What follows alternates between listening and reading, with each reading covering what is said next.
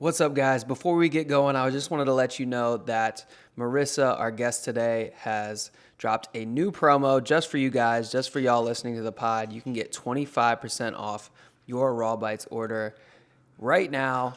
That's 25% off anything on the website. Use code CasuallyAmbitious at checkout. You're going to want to place an order after you hear this episode. Go check it out. Welcome visionaries, dreamers, and trailblazers to the Casually Ambitious podcast. I'm your host, Chase Price, and I am thrilled to embark on this journey with you. Here, we dive deep into the realms of wellness, entrepreneurship, and mindset. Let's build a life we love while loving the life we live. The adventure to a more mindful, purposeful, and casually ambitious life starts now. Yeah, I think that's good. I'll let you know if we need to adjust or anything throughout, but I think we're good. You ready to rock? Let's do it. Let's do it. Marisa Bromell. Is that how you say? Bromell? Sure. Bromell? Yeah, Bromell. I like bro. Let's go with the Bromell. Bromell. AKA Raw Bites by Risa. Thank you so much for coming on the pod and joining me today. Thank you for having me. Excited to chat with you. Two things in particular that I was really excited to have you on. One, to speak about entrepreneurship as a fellow business owner here in Charlotte. And then two, you're a huge traveler. I just looked at your Instagram today and wanted to count the tiny little flags. I think I counted 22. Is that right? I've never counted. I really haven't. You haven't counted the passport stamps or anything like that before? No, but I cherish that. I had to get a new one recently. I did too. It's sad. I know. But you keep the other one like in a safe spot. You know and it. Just like going Should back frame for it. the memories. So you don't even know how many countries you've been to? Okay. Interesting. Maybe 22. Because 22. like when I did that. it, I was like, what am I missing? But Yeah. Nice. it's about to be 23. I'll be in Peru in 9 days. Nice. Oh, I'm so jealous of Peru. I want to do Machu Picchu so badly. I'll be there. You're going? Mm-hmm. It's kind of hard to get there. It is. It's expensive too. It's expensive. There's a little bit. So are you doing it to where you're like hiking to get up there, or are you doing like the quick and easy way to get up there? I'm taking the train there, but that's a whole experience in itself. Right. Like a whole cultural experience. They give you like a meal made in front of you on the train. Nice.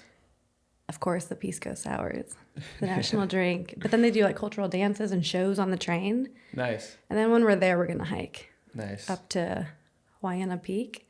Like the classic look of Machu Picchu with all the steps. Behind it, there's that massive mountain. We're going to hike that. Yeah, and you're going to be able to get to the top of that, just look down into the valley and see Machu Picchu and just be like, holy shit. Yeah. That's what I want. Like that's quite the zoom out moment. Yeah. Like how small we are. What prompted you to pick this as your next trip?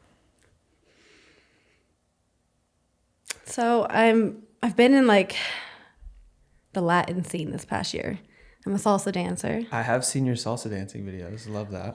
I'm totally immersed in the Latin culture. Okay. Love it. And I went to Colombia in March with my friend Miranda. Shout out Where to Eat. And that was incredible. Like, I've done Asia, gratefully, for a couple years. And that was eye-opening in itself. And I also did Europe back in like 2015 to 17. And I also traveled there growing up. So I just like a new culture. And Latin culture is so different. All of South America, so... And I've always wanted to see Machu Picchu since I was little. It's like so unique compared to all the other UNESCO heritage sites. So I was like, why not? What got you prompted on this Latin kick that you've been on? Did you just sign up for some salsa classes, or like how did that come about? When I was living in China, I was dating an Italian. And he was like, you're going to do salsa dancing with me. I was like, no, I'm not. That's not me. I don't dance. I was like a weightlifter. Always, and a gymnast, but dancing? I was like, no, that's too uncomfortable. And then I loved it. And I was so good. It was like, it's where you can express yourself. And I loved it. And then I came here in 2020 and I wanted to keep doing it. But I'd broke my back when I was 16. So I could gymnastics. I was a gymnast for 12 years, really competitive. And I did a backflip on the beam. Landed in half on my back and broke it. I was in a back brace for a year. Oh my God. So like I always dealt with back pain. Do you still deal with it?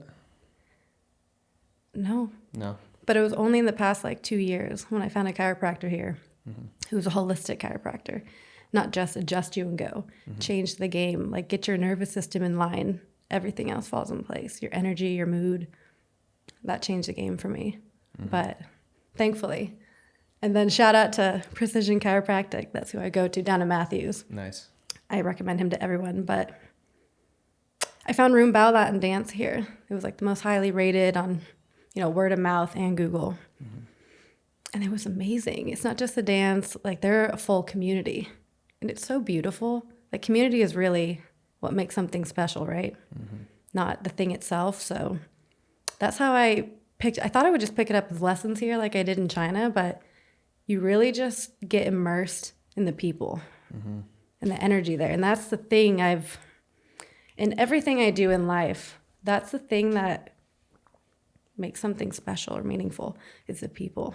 Yeah. And the energy and the love, not like what you're doing, and I just loved it. And I'm now on all their teams. We travel, we perform, we do it all. So sick. Do you guys have any upcoming like tournaments or travel? Tournaments? I don't know. You're an athlete. Dance offs. It's like step up. In December, like December 15th, that's the next big like dance recital, if you will. Okay. And everyone that has a routine who's been working hard gets together. Everyone will come and watch, family, friends, and we'll perform there. Nice. And so your dance partner, how does that work? Is it just whoever you're clicking with in class, or is it you pick him out and you're like, you're the guy, like I've seen you on the dance floor, I like your style? How does that work? Well, I did that approach where I picked you out and now I'm dating him for a year. So that's how that went. Nicely. That went well. He's my dance partner. His name's Eduardo. He's actually the director of Room Bao. Okay, cool. And that's fun. But for teams, anyone can join a team. And then if you, stick with it and learn the routine and get to perfect it, then you get to perform. Okay. Love that. So that makes sense why you've been more invested in the Latin community lately. Yeah. Let's backtrack a little bit. Yeah. So let's backtrack to the beginning of your travel journey, which was Southeast Asia, or was it prior to that? Well, my mom's side of the family is Italian. Okay. They're from Calabria. And so growing up, I think starting at 8, they were taking me to Italy, maybe like every other year or two, south of France, just kind of around even Germany. So I had that European travel experience growing up. And just Italians they're a lot, right? So I always had that every holiday, the culture, it's beautiful. And then in 2015, I lived in Italy. Okay. I studied abroad. It was about a year. And like a classic student studying abroad, every weekend was a party, traveling somewhere else. So that's where I got a lot of Europe, Greece, Hungary, Germany, all around there. And that was beautiful. I mean, Europe is absolutely gorgeous. But then in 2018, I left. I was in the medical field in Colorado. That's where I'm from. Okay. And when you say medical field, like in what capacity? Okay, so I had a degree in pre-med in psychology, and graduated 2017, and I had a year off before being accepted into med school. That's good. Yeah. Okay. Before being accepted into med school. So in that, I was also an EMT and a medical scribe. Okay. So graduated, went into the med field, but EMT and a medical scribe for about a year. And I had a year off now until being accepted. So I was like, I'm kind of sick of Colorado. I've been here a long time, a lot of memories. It was really like a big breakup I had in Colorado that pushed me to be like, just something new, something different. And what's more different than China? So that's how I picked China. I just went. I didn't go through a program. I Googled international schools that would take me, even though I didn't have any degree in education. And I interviewed with a couple, and one chose me. And at this point, you're teaching in the medical space, or you're just teaching English?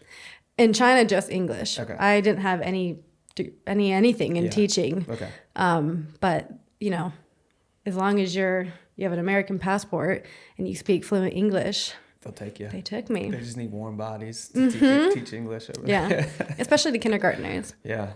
And what part of China? God. So the first year was called Wuzhong, and it was like an hour and a half south of Shanghai. Okay.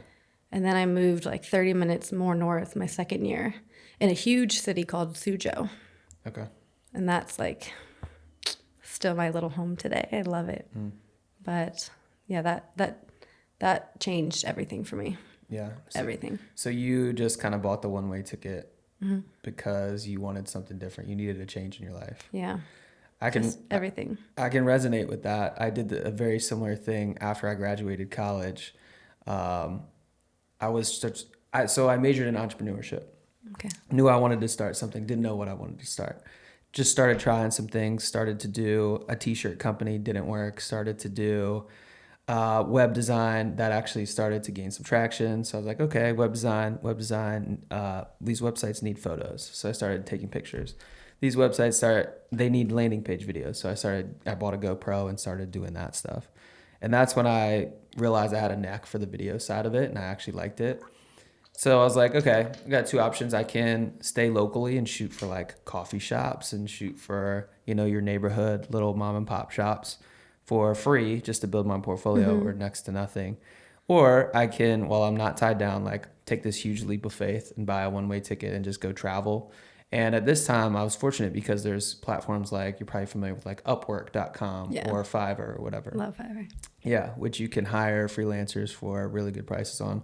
I was one of the freelancers at the time and I'm like, I will edit your video remotely. Just send me your GoPro footage. Like people would send me their GoPro travel footage. Companies would send me, their raw footage that their guy in marketing had recorded and they just need somebody to put it together, whatever. So that's kind of how I got started in that space and why I decided, let me go travel and build a vast portfolio and try to, do travel vlogs while I'm out here and do this and do that and pick up jobs along the way. So I picked Vietnam because Vietnam was the cheapest country I could possibly find. In terms of living cost? In terms of living, cost of living. I'm sure there's other options, but as far as like Vietnam nomadic hubs, I picked Da Nang, Vietnam, and there was a good little, what's the term? For Expat community? What's that? Expat community? Yeah, there's like another term for them for like people who work and live remotely or whatever. Anyway, same thing, expat community. There was a good co-working option there and all these things. And so that's why I went.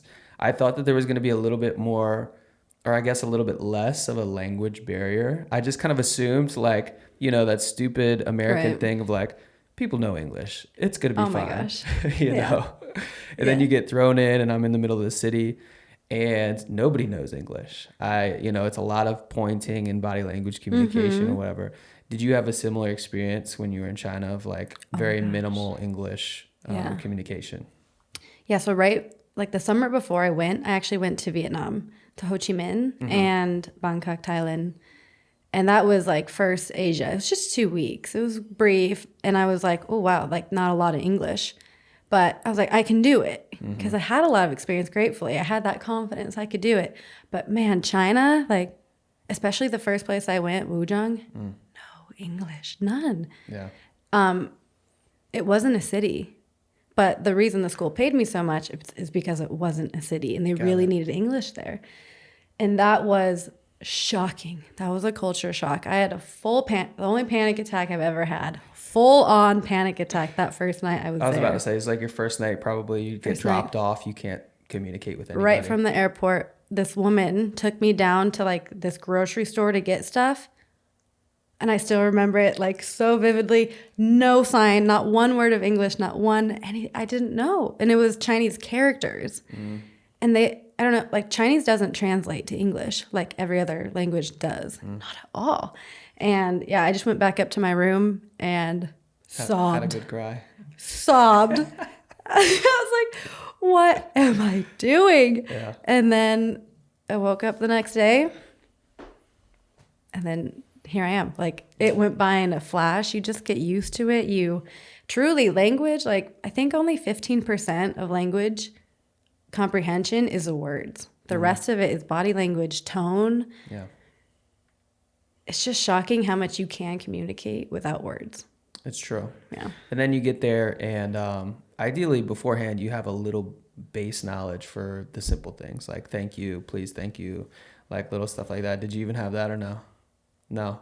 Like I practiced for like 2 weeks before I went to Vietnam Good just for to you. learn like the essentials because I was like, it's a respect thing. I feel like if they think that I'm trying and putting in the effort, then they're Right. more, more likely to Right. kind of try and be helpful and work with me. So after, so how long were you in China for? 2.5 years. 2.5 years. How long did it take you to acclimate to where you felt more comfortable? Because I remember being in Vietnam. I stayed there for a month and then I went to Bali. And Beautiful. once I was in Bali, everybody speaks English It's there. So Seminyak. Did you yeah, go? Yeah. I went to Canggu is where I was, You right, love it. same spot, right? Love it. But I remember just being really uncomfortable really the whole month that I was there. How long did it take you to get acclimated where you felt like, the communication wasn't such a huge problem and you felt a little bit more comfortable being there? Probably like 4 months. And were you 4 months. fluent after that or Oh no, never. Even my 2.5. Oh, really? Mandarin's really, really hard. There are 6 tones. Oh, wow. So one word can mean 6 different things essentially. Holy shit. It's so hard. Yeah. It's so hard. But Okay. and I was also learning from my kindergartners. They would teach me and I would teach them. And so I knew simple Mandarin, enough to get around. Taxis, restaurants, grocery stores. But no, I was never fluent. Yeah. But that was never my goal either. I remember grocery shopping used to be a very stressful event for me. Yeah. Regardless of what country I was in, it's always a little bit different in different Yep. countries. So you're like, how does this work with like the bags and like, Ringing up your own, ringing up your own things, weighing certain things and like all this different stuff. So I remember that being one of the more stressful parts about grocery living abroad. shopping.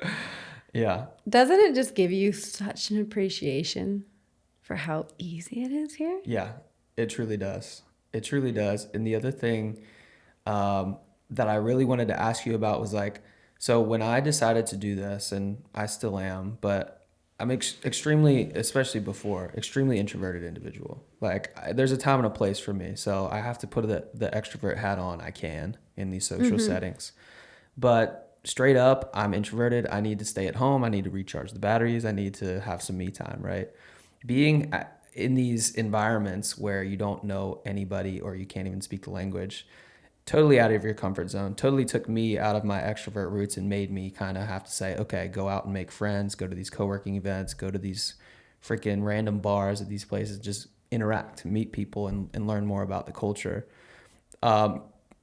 I'm curious about your experience with that. Like, are you naturally extroverted? Was it hard for you to assimilate more and put yourself out there in those situations, or not so much for you? I think I'm naturally extroverted. But it was difficult to get out there because first, like, I was one of the only Americans out there.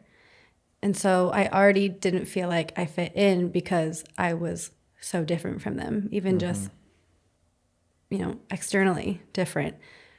But then, like, that's not to say they were all Chinese, but they were, like, all my friends, even in the 2.5 years, they were all from different countries. I was one of the only, like, 3 Americans I knew. And that was new for me, really, because even living in Europe, there's Americans everywhere. Right. But then once I got to understand that they're all looking for the same thing. Everyone wants connection. And everyone's, a bit uncomfortable. And it's hard as an adult to make friends and to get out there, And so once I had to adopt the mindset, like, maybe they feel like I do. And it's just reaching out, then it got easier. But if I only focused on, like I did for a couple of months, like, I'm so different, I'm alone, how are they doing that? It was a lot. It was really hard. And I even think the same thing here sometimes. Like, you never know what someone's going through. Right. But yeah, I'm a bit more extroverted than perhaps you are. Yeah. But it's still difficult. Yeah. I'm sure you felt the same though, as in the sense of I learned so much about myself because at that time I was still searching for kind of who I was, and I still am to a certain extent. But especially at that time when I'm trying to figure out what my career path is going to be, what I'm going to do with the rest of my life. And I'm like, who am I at the core of it? And like traveling abroad by yourself, I feel like brings that out more than anything else you could possibly do. It is one of the best things I've ever done, is going, first of all, somewhere new, but also alone. Like I tell everyone who hears I lived in China, they're like, I could never do that. How did you do that? And I'm like, you can do it. Like you first just have to decide to do it. And then you get to be whoever you want to be. Whoever you want to be. There's no preconceived notion of you. Like if you go anywhere in South End, like anywhere in Charlotte, you can just start fresh. And that is a gift of finding out who you really are and your values and what really matters to you. Like that's truly what I found abroad, is what actually matters in life. And that helps you derive your why.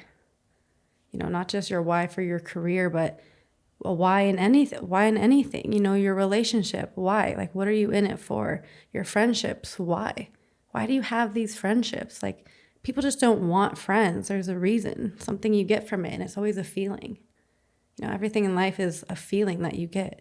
And so to find that why, it gives you clarity on how to get there, because you create this life. So traveling abroad and alone, it's a gift, even though it's hard. So after you spend 2 years in China, about give or take, what was the process after that? Where did you go? Did you come back to the States, or did you continue to travel abroad at that point? No, I traveled a lot when I was there. So being in an international school, they give you the Western holidays and the Eastern. Oh, so cool. like every 3 months I had vacation. So I traveled Hong Kong, I went to Philippines, Thailand again, all over China. Absolutely beautiful. So I did a lot of traveling out there. And even those individual countries alone are so different from China. So I'm really grateful to have all those experiences. And then in 2020, I had got accepted to med school in Boston University. And I was like, I have to take it, even though it didn't feel right anymore. Right. I was like, this is what I studied medicine for 7 years. My parents think this is what I'm doing. That's what I told everyone I'm doing. I told myself this is what I'm doing. So I left China, but it was during COVID. So there was no on-class campus. It was all remote. And that's how I picked Charlotte, because it was close enough, same time zone, and a lot cheaper to live here, because Boston's expensive. So I was like, why am I going to live there in the horrible weather when Charlotte seems a lot better, even though I've never been here? So it was yet again another experience of going somewhere alone. Do you have starting any friends? over. Did you know anyone here? I've never even been. I just picked it. Picked it and went. I love that. I knew some people here, so not as quite as drastic as you, but I was in the same boat. I came back from being abroad and I was like, well, I guess I gotta set up shop somewhere. And I was like, I went to East Carolina, so that's towards the coast, but I knew some people in Charlotte. It seemed to be like a bustling, thriving, economically thriving place at the time. This is late 2017, early 2018. So Okay. Definitely a different landscape from when you came though in 2020, during COVID and everything. That's what I heard. Everyone was like, oh, only if you got here a year earlier. Yeah. Well, I mean, it would have been, kind of similar to that anywhere you would have went at 2020, you know. But Sure. so you set up shop in Charlotte, and then how long do you last at school? Not long. Yeah, how long? Immediately, it was not in alignment with who I was. Not just, Fundamentally, you had changed abroad. oh, absolutely. Absolutely.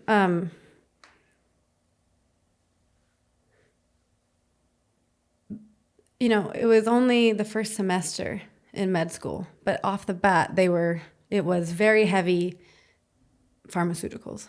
Push this drug, this disease, this drug, give them this drug for that side effect. And I was like, maybe it was China and the Eastern medicine, like more holistic philosophies that changed my point of view. But I've always been healthier, always. I've always exercised. I've always had good social communities. I always ate healthy. So I always baked healthy alternatives growing up, which like totally falls in line with what I do now. It's a full circle thing, but I just really was like, I don't want to just give people drugs and put focus on that. Like in the first semester, I was like, this is only going to get more intense. And it just wasn't my passion anymore. Even though I didn't know at the time what my passion was, I was like, this is just not it.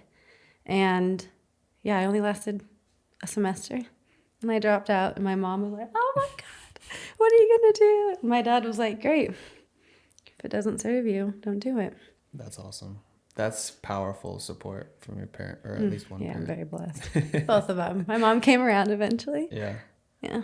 And so prior to that, you had how many years of medical school leading up to that? 7? Is that what you said? And that's where the tough decision comes into play, because you're like, I put all this work in prior and I'm throwing it away, essentially. Right. And I didn't even have a fallback, at all. And I was only here, like 5 months at that point. So still like, I didn't have a social community built at that time. I didn't find dance yet.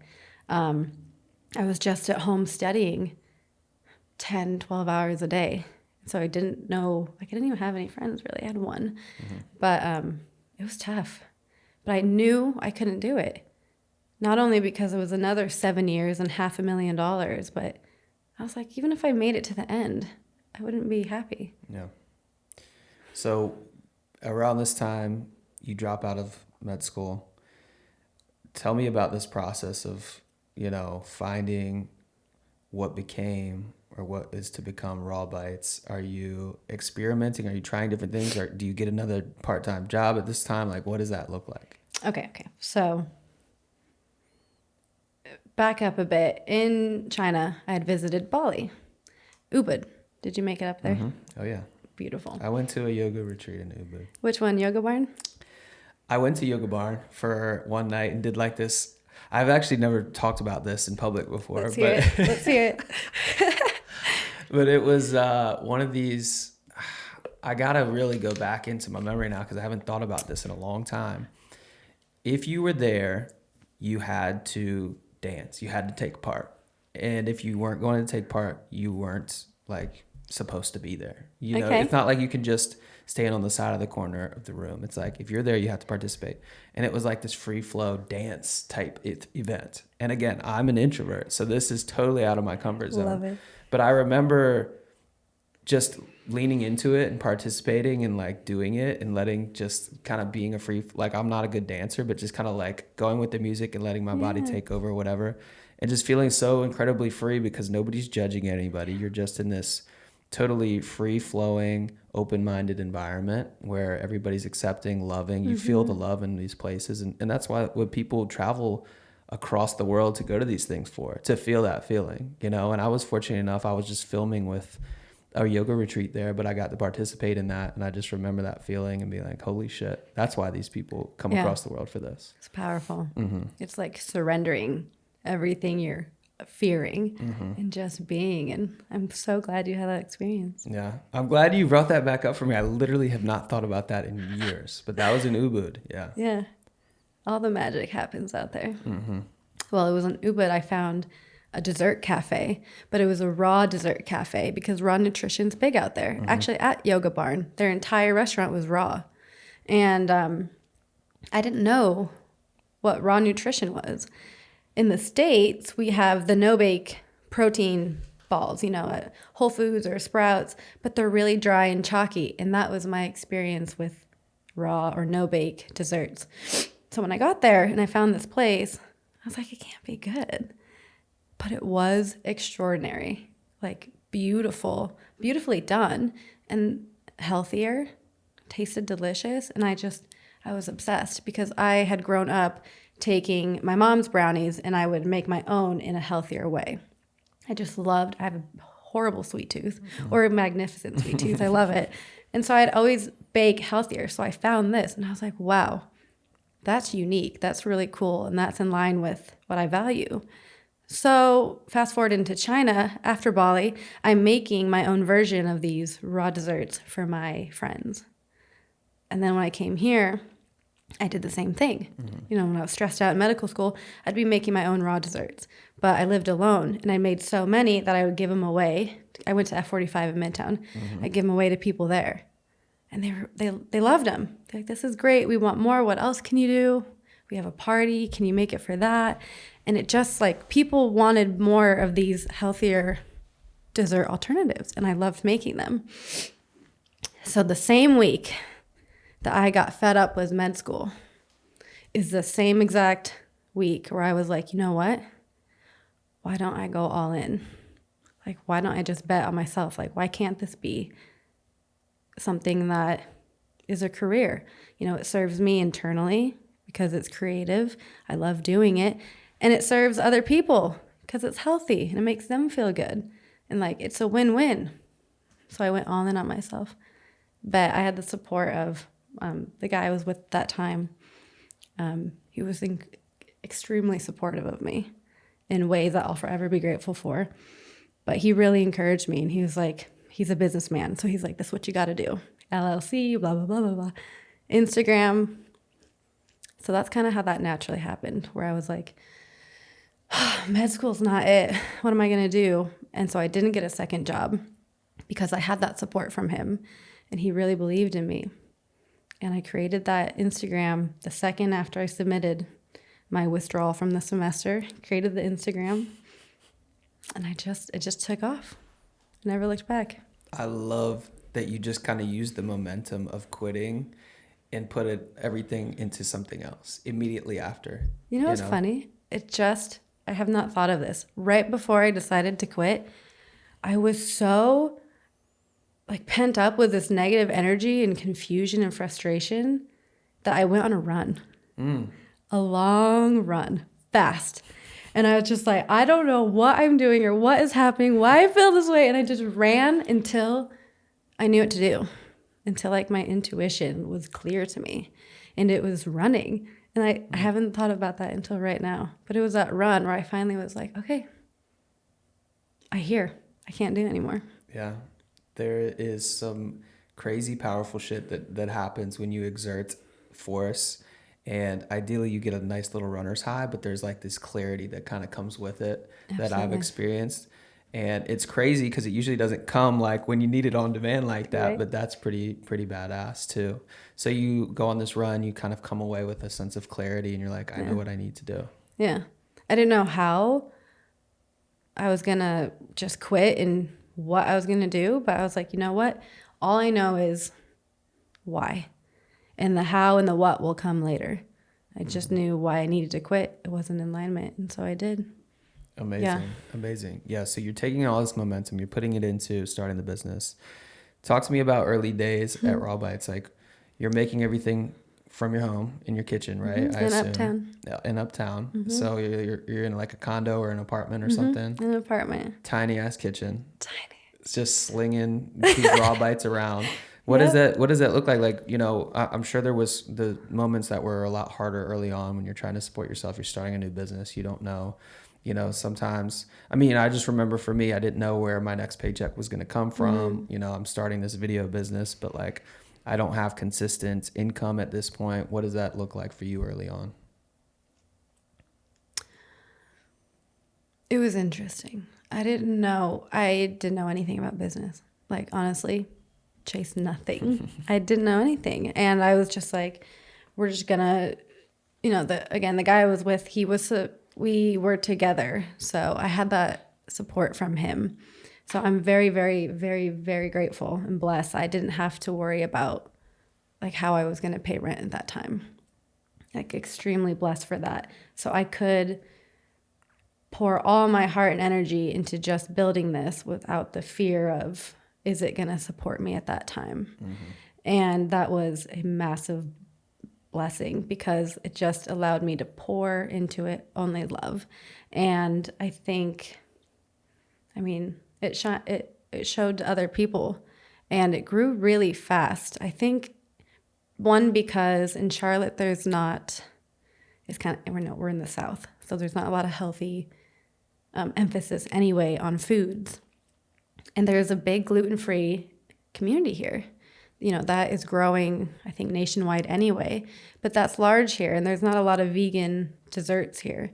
And I think Raw Bites is really unique in that way here, that people loved it and shared it in word of mouth, because I didn't know anything about advertising at that time or the importance of a good photo or a good video or marketing at all.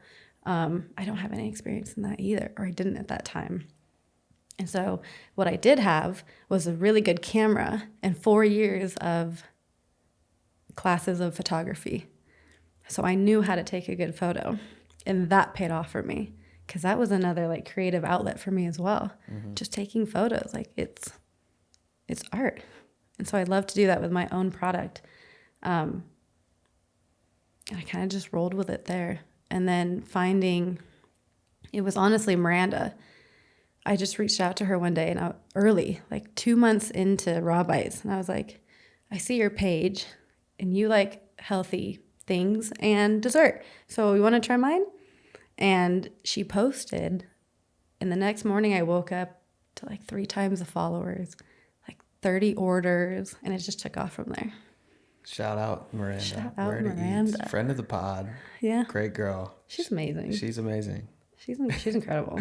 Her impact. And she's got some swing. She's got some serious influence, for sure. She does, and for good reason. Yeah. She's pure, but Yeah. man, yeah, blessed for that. It's like who you know. A lot of things are about who you know, and hopefully with love, where they're coming from. And people can read that, you know, they know instinctually if you're good or not. And that's why I think she has such a strong base. And I think you as well with Casually Ambitious. Shout out to you. You're growing fast. Thank and you. Everything you do is so, it doesn't seem like you have an ulterior motive. It's just your passion and you're authentic, and people love that and they attach onto it and, grow with you. Yeah. Well, likewise with you and your branding and everything that you do.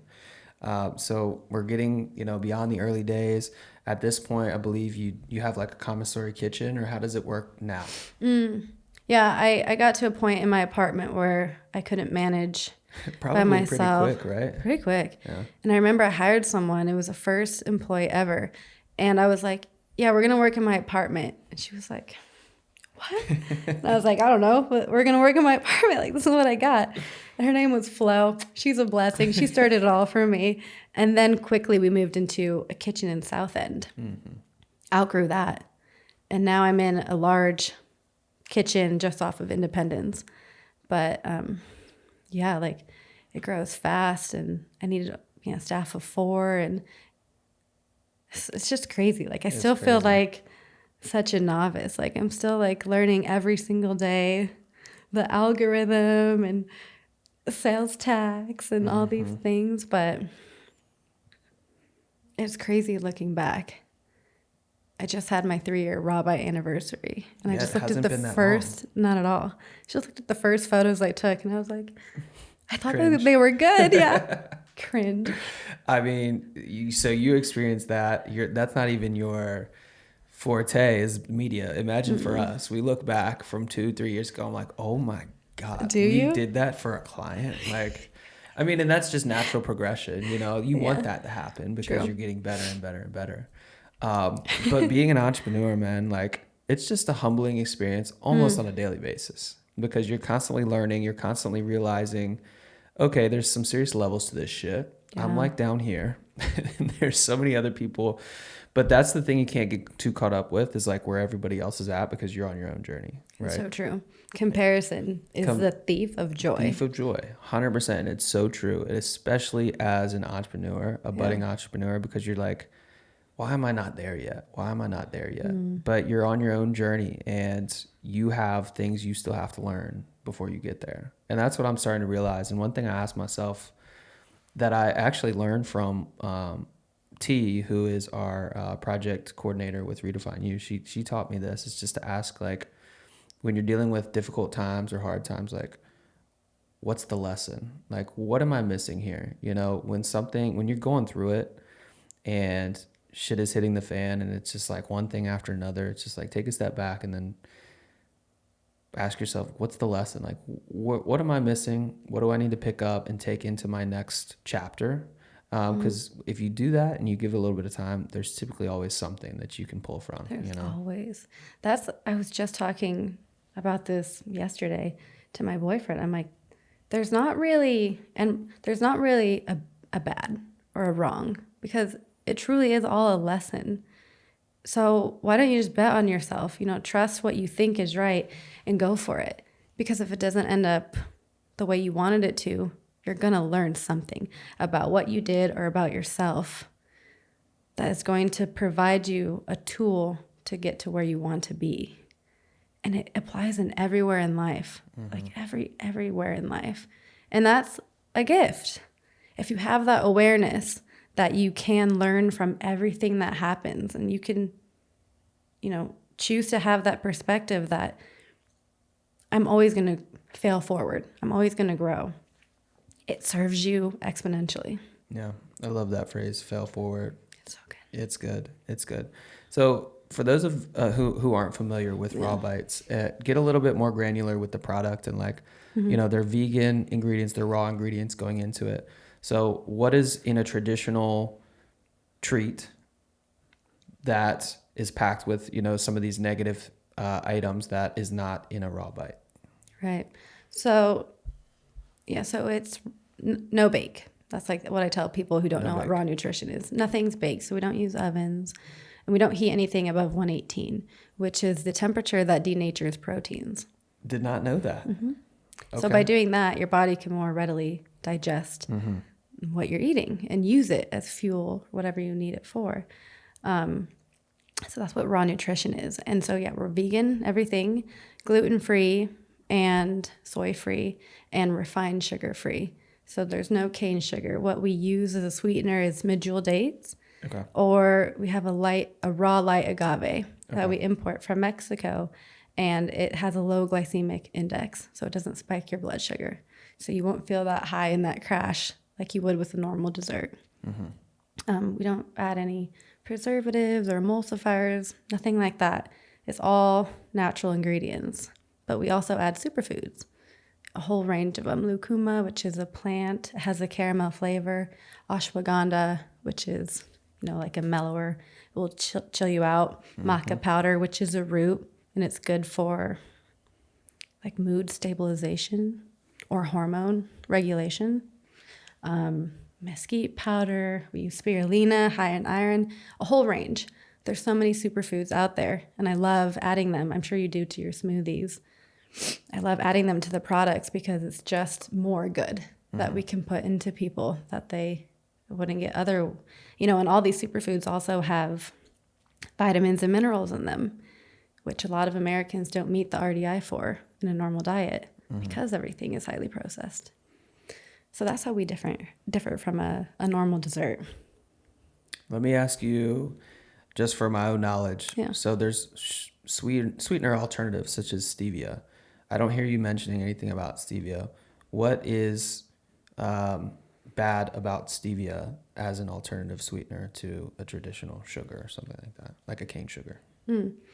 Stevia, monk fruit, those classic sweeteners, they're processed, so they're not in their raw form, which means they're treated with certain chemicals, and those sweeteners destroy your gut biome.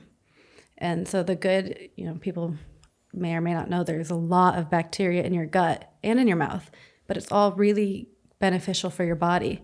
And even in terms of your mental health, you know, your mental clarity, your mood, like it directly impacts those aspects of your health. And these artificial sugars that are 0 calorie are just maybe not giving you calories, but they're destroying your gut bacteria, which is where so many other issues come from not being able to digest, you know, your food properly. You know, you can eat all the fruits and vegetables you want, but if you don't have healthy gut bacteria, you're not even going to pull the vitamins and minerals from those fruits you eat that you need. Right. That makes sense. So talk to me about, what does it look like for you 5 years from now when you're looking out and you're saying, like, what can this be? What is your vision for what Raw Bites can be? Do you want to expand outside of Charlotte? Talk to me a little bit about that. A lot of people ask me that, and I understand the benefit of having a 5-year or a 10-year plan, because I have goals in all aspects of life. It's something to work for. But honestly, I don't set goals, even 5 years, for myself for Raw Bites, because anything can happen. When I moved here, I was engaged, and I was going to be a doctor, and I was going to be married soon, and that was that. Yeah. And then anything happens. Mm-hmm.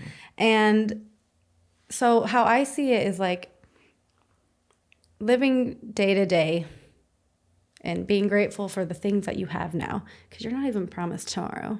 Like, not to get cynical, but that's why the present moment is the present moment. It's a gift. And it's like, set your short-term goals. So like being in Whole Foods is a goal for Raw Bites for me, ideally by the end of 2024. But beyond that, I don't have huge goals. I could say nationwide, that would be cool, but I don't know if that's something that feels in alignment with what I want.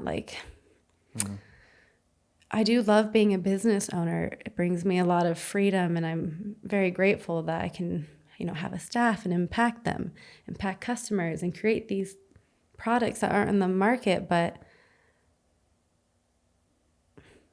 I haven't found yet what would be the most fulfilling for me 5 years from now, 10 years from now, because anything could happen. You can meet someone on the street tomorrow that changes it all.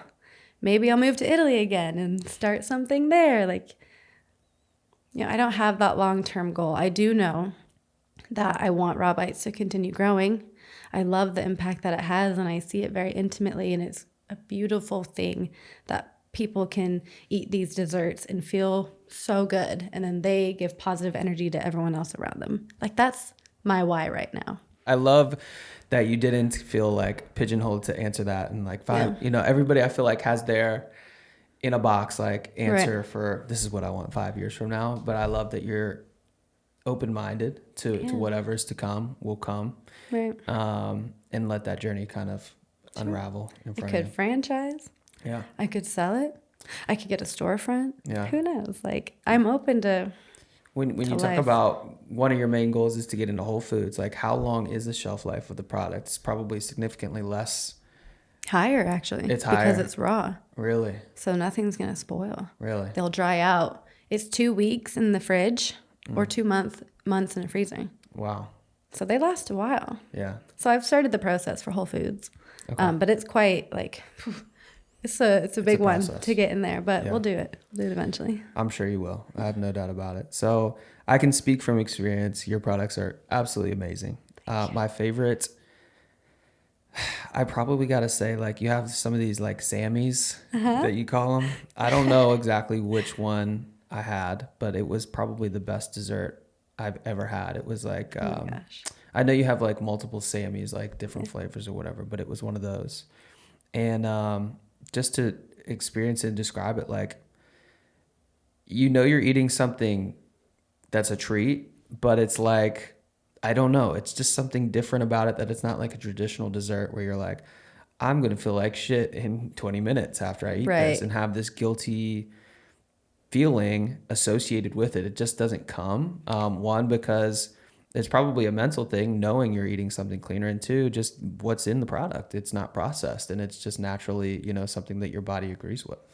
It's totally a mental thing, and I see in my friends and my family, your mind is powerful. It can make you sick or it can heal you, just your mind alone, without any medicine or anything. And so when people eat these desserts, and my mom, love her, but she used to she would eat a brownie and be like, oh, I'm being so bad, or I'm going to feel so bad after eating this. And because you say it and you think it, you do. Right. And your body hears you and it releases cortisol and it stores everything that you just ate as fat because it says we're stressed. We're about to be, think primitive years. We're about to be in a war, starving. We got to keep everything. And that's what your body does. And so it's like, what a blessing it is to be able to eat something that tastes like that brownie, but it's good for you. And the ingredients are good for you. But then to know it and to think, oh, this is so good. I can eat this and feel great. Life's great. You're going to have dopamine. You're going to have great digestion. And then you're going to have good energy. And then think about just how you impact people with your energy. Even by saying nothing, you just have that. And it's such a ripple effect. It's way beyond just a protein bite, Like food is medicine. Absolutely. In so many ways. Absolutely. Dee got me a Raw Bites cake for my birthday. It was incredible. I finished my race and it was a week after my birthday. I kid you not, I ate half the cake when I came back because you burn 15,000 calories. Like I don't care but like, normally you eat half a cake, you're going to feel like dog shit for the next probably day and a half. Sure. I felt great, and it was exactly what I was craving. Like that's what I was wanting. I just remember like being on my last lap and be like, all right, I'm going to go in on the Raw Bites cake after this. 100%. 100%. I told Dee before the race, like when I get back, this cake's going to be gone. I promise you. So I love that. Yeah. I want to put that on my website as a testimonial. Yeah, absolutely. Thank you so much for coming on. I really enjoyed our conversation. For anybody who wants to try Raw Bites, where can they find you? Where can they reach out? If you go onto the website, which there's a link on the Instagram, if you have Instagram, there's a tab that says retailers. And that's where you can find a list of everyone in Charlotte that you can buy Raw Bites. One of the bigger names is Salted Melon. Their display case up front is stocked with Raw Bites. Berrybrook Natural Farms, Crank Coffee. Those are just some of the places. Or you can order directly online. And that's where you'll schedule a pickup at the kitchen. So amazing. Or just right out here today is the market we're at. So you guys are out here today. Nice. That's every one Sunday a month. Nice. We'll be out there. And so currently you can't ship outside of Charlotte. No, we ship nationwide. You do? Yeah. Okay, cool. So on the website there's a page called Shippable, and all the products on there you can ship. Amazing. Nationwide. Amazing. Cool. One question for you. Yeah. What you do is obviously incredible. And what you do is hard. Like not many people run 100 miles. So what is your why? Like, why do you do these extremely hard things? But why be on yourself? Like, what does it give you? What's that feeling? Great question.